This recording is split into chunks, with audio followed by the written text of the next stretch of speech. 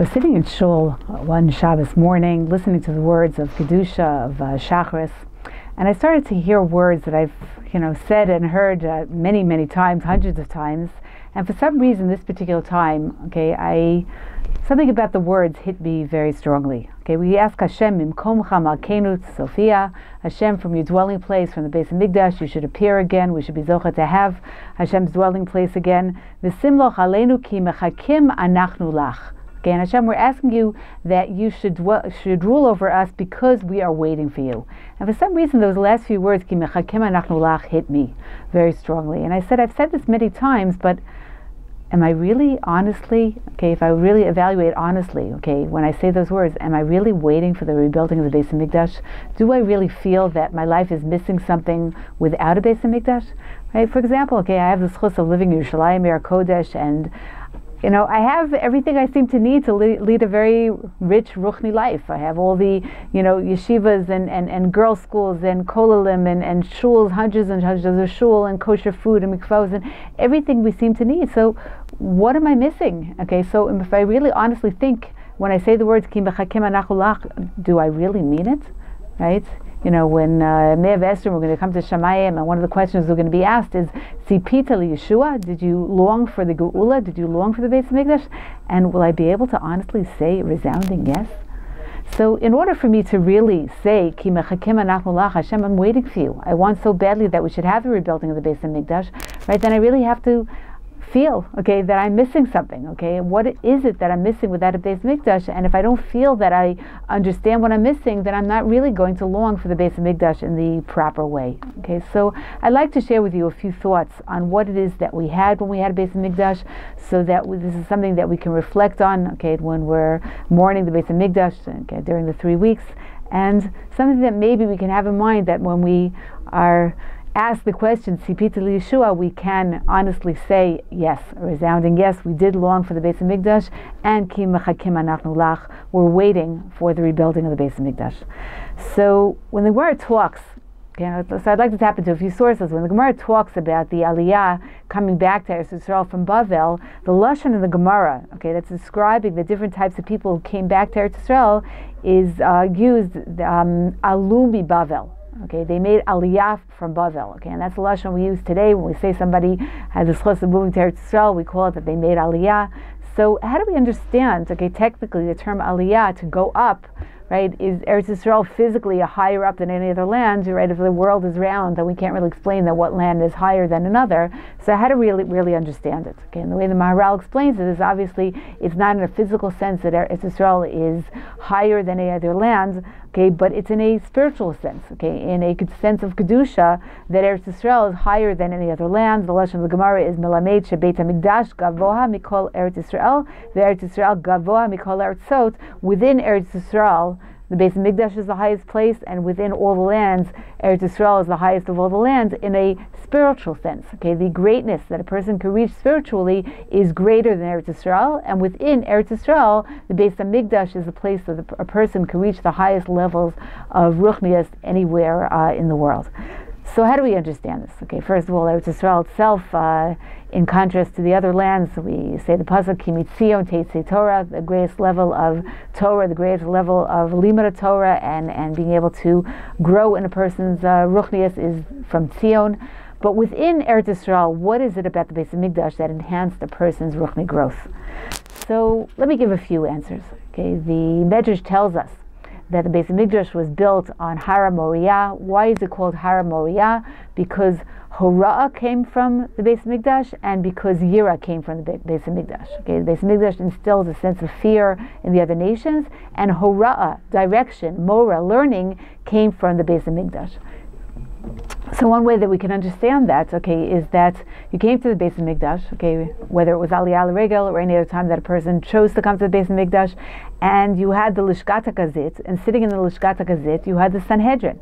And the Sanhedrin was there to direct us. Hara from the Lashon Mora Derech, direction in our lives. Okay, imagine, we think of now, we have many questions, whether halacha questions, hashkafa questions. We need direction in our lives, and we don't have a unified source of direction. And sometimes we're very confused, okay, to try to understand who should we listen to, who is the correct eitzah, what's the correct psak halacha.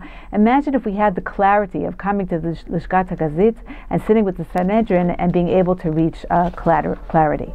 Okay, another aspect of the greatness, okay, that a person could reach through the avoda in the Beit HaMikdash was the avoda of the Kohen Gadol. Okay, and imagine, specifically, we speak about this in the davening of Musaf on Yom Kippur, when we read about the avoda. So, one of the things that we say is that when we would hear, if we were in the Beit HaMikdash and we would hear the Shema Mefarish coming from the mouth of the Kohen Gadol, right? So Yukaram Mishtachavim. Okay, they would end up throwing themselves to the ground, okay, which is a recognition of the greatness of Hashem and our humility before Hashem, right? It was just such an intense moment of kedusha that they felt as a result of hearing the name of Hashem coming from the Kohen Gadol, that it would cause them, okay, to have that tremendous humility. Okay. In addition, okay, when the Kohen Gadol would go into the Kodesh Kedoshim, and he would go not just representing himself, but he would represent the whole Klal Yisrael. He'd daven for rain, he'd daven for parnasa, he would daven that nobody should miscarry. There were a whole list of them. We also say this in the davening Yom Kippur. So, Klal Yisrael are now waiting for him to exit that Kodesh Kedoshim. Okay, and if he exited b'shalom, it was an indication that, number one, he was zocha. Number two, was an indication that Klal Yisrael's tefillos were accepted. Okay, so you can imagine the intense joy that Klal Yisrael felt when the Kohen Gadol came out of the Kodesh Kedoshim. Okay, and they would sing and dance and escort the Kohen Gadol home after that. Right? Imagine a person who was zocha to witness such an avoda.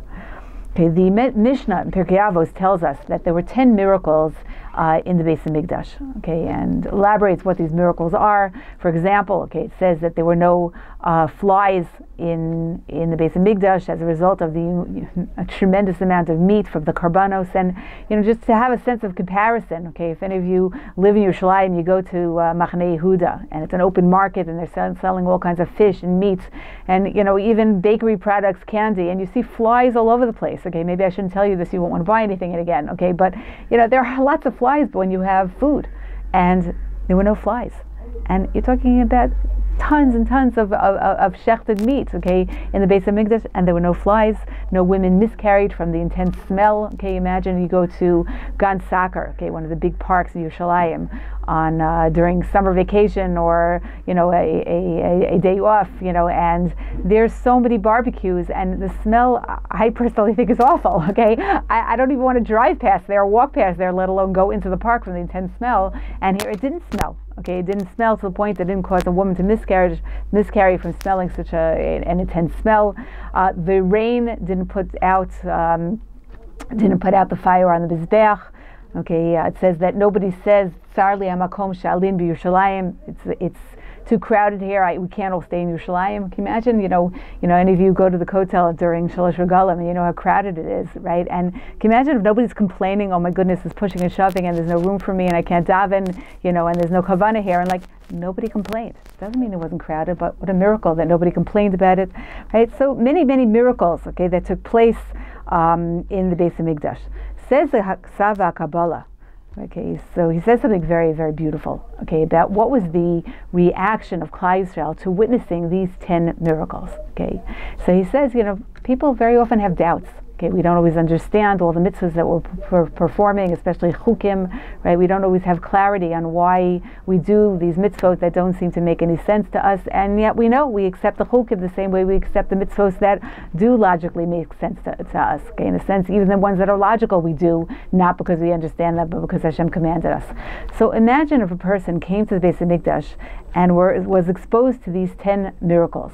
So the Ksava Kabbalah says that as a result of seeing these miracles, okay, it would create such a sense of clarity to a person that was it. They clearly understood that Torah was emes.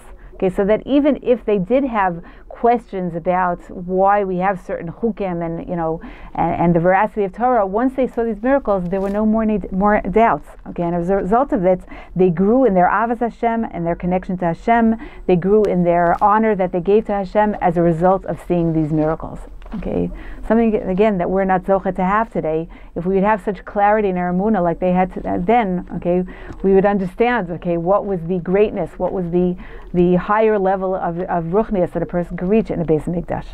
Okay, so a very interesting question. Okay, brought down in the Sefer called Mikdash Mordechai, where he says that it's brought down that in addition to these 10 miraculous events that took place in the Beit HaMikdash, there was one other miracle that's not included in those 10, but an additional miracle. Okay, what is that miracle? The miracle of the lechem apanim, which remained warm after it came out of the oven, as if, for a full week, as if it had just come out of the oven. Okay, we know if you bake challah and you take it out of the oven, it smells delicious and it's warm, and you imagine you bake it right before Shabbos and you now get to eat this warm, very, very fresh challah. But can you imagine 2 days later, 3 days later, 5 days later, and it still had that freshness and that warmth as if it had just come out of the oven? That was an outright miracle. But we already have 10 other miracles, so what's the reason to have this additional miracle of the warmth of the lechem apanim that remained the whole week as if it had just come out of the oven? And he says something very, very powerful. He says, how many times do we witness something that's very, very powerful? Okay, and a reaction is like, wow. Just to give a comparison, imagine you go to Achnasas Sefer Torah and it's very beautiful and very inspiring and very emotional, and sometimes we're even brought to tears. I just had an experience 2 weeks ago. I was in the United States for a simcha, and I was davening in a shul that had a beautiful davening, and there was a bar mitzvah, and a choir got up to sing the bar mitzvah boy up to the amud, and they sang a very, very powerful, beautiful ya'amod to this bar mitzvah boy. Right? And I thought it was just me. I'm an emotional person. I was like brought to tears by this beautiful ya'amod. And I looked around me and I said, so I wasn't the only one who was reacting that way. It was just beautiful. Right? And so sometimes we're inspired and we'd like just wow at a specific moment. But how long do we keep that moment of inspiration? Right? That moment of connection, that moment of intense closeness to HaKadosh Baruch Hu from something that was very inspiring, right? It might be wow at the moment, but an hour from now we probably will forget about it. Okay, maximum a day from now we'll retain it, but beyond that, to keep that moment of inspiration continuously, right? So says the Sefer Mikdash Mordechai that the miracle of the lechem panim remaining warm continuously was a lesson for all of us to keep that warmth. Okay, don't get used to routine to the point where you just go about your day-to-day actions and you forget about those moments of inspiration. The inspiration that a person reached, okay, and that connection that a person reached in the Beit HaMikdash would remain with them, okay, from one regel to the next regel. Meaning, if they went on Sukkot and they had that inspiration of the Beit HaMikdash, they were able to keep the intensity, that warmth, that connection to HaKadosh Baruch Hu, that wow, until the next time when they came back for Pesach. There's a question I always had, okay, about the Yom Kippur davening. Okay, we have 25 very, very powerful hours of Yom Kippur. Okay, moments where we're really similar to the Malachim. Okay, there's no eating. We're dressed like in white, like the Malachim. We scream out Baruch Shem Kavod Machasol Elam Ve'ed out loud, and such beautiful tefillas. We say the vidoy over and over again, and we add in our own personal vidoy, which makes us more connected, okay, to HaKadosh Baruch Hu, making it personal. And we have the Avinu Malkeinu, which is such a powerful tefillah, and we have Kechomer B'yad HaYotzer, like we're like clay in the hands of the craftsman. That's the way we are in the hands of Hashem, and the Avodah, the Kohen Gadol that we recite, and the Shema Kuleinu, and beautiful, beautiful tefillas till we get to the final sealing of the day, literally the Ne'ilah, the sealing of Yom Kippur. And we scream out Shema Yisrael, and we scream out 7 times Hashem Hu Elokim. And what's the final thing we do before we daven Ma'ariv and go home to break our fast? We blow the shofar, and then we start to sing L'Shana Haba B'Yerushalayim Habnuyah. What's the connection? What does that have to do with the rest of the 25 hours of Yom Kippur? And I saw a beautiful answer, okay, brought down from Rav Yashiv Ber Soloveitchik, where he says the following.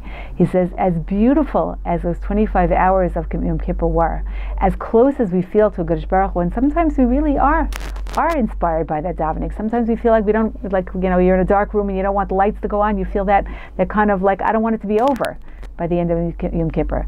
As close as we feel to HaKadosh Baruch Hu at that moment, that's nothing to compare to what a person felt after they had the experience of being in the Beit HaMikdash. And that's what we're davening for.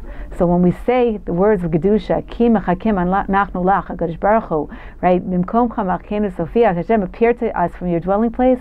Ki mechakim anachnu lach, we're waiting for you. Bezrat Hashem, we should feel, yes, we really are waiting for HaKadosh Baruch Hu to appear to us from the Beit HaMikdash, because we really miss that ability to be able to have that intense closeness that we were able to reach when we were zochet to have the Beit HaMikdash. She'ibana b'mheira b'yameinu. Amen.